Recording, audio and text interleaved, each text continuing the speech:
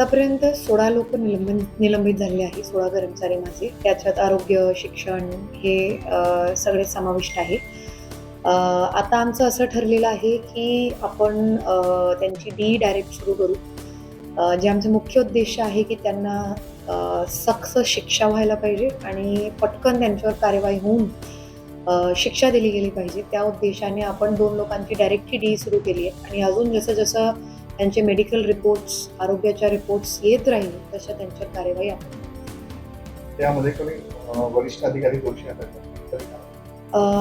आतापर्यंत नाही. त्यांचे जिथे-जिथे लाभ घेतलेले आहेत त्यांनी प्रमाणपत्र दाखवून घेतलेले आहेत. म्हणजे आरोग्याकडून त्यांना जे काय प्रमाणित करून मिळायचं त्याच्यावरच निर्णय आमच्या सुद्धा कर्मचाऱ्यांनी घेतलेले आहेत.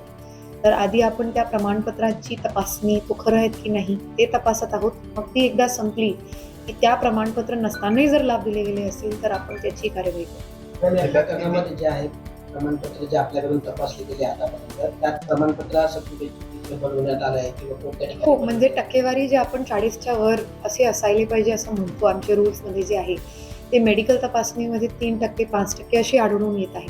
तर त्यामुळे आपण इथे त्यांनी ते प्रमाणपत्र वापरलं पण नेमकं ते 40% म्हणत होतं म्हणून ते आमच्याही लोकांनी गृहीत धरलं आणि त्यांना जे काय लाभ द्यायचे होते ते दिले गेले. पण मूळ त्या प्रमाणपत्रामध्ये जर आता त्रुटी दिसून येत आहे की त्यांची दिव्यांगता कम झाली, काही लोकांनी टेम्पररी घेतले होते, तर तसं आपण दुरुस्त करून त्यांच्या विरोधात कारवाई घ्यावी. हे तयार केले प्रमाणपत्र हे सगळे प्रमाणपत्र आरोग्याकडूनच भेटतात. मेडिकल टीम असते, जे त्रिस्तरीय बोर्ड असतो त्याच्याकडूनच भेटलेले आहेत. त्याचीच पुनर्तपासणी आता व्हायली आणि त्यामध्ये कमी प्रमाण दिव्यांगताचं असं दिसून येतं. जळगावमध्ये जिल्ह्यामध्ये किती कॅन्सर होत आहे त्या गावाने किती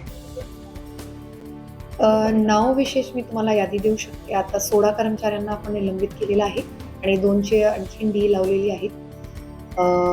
तसे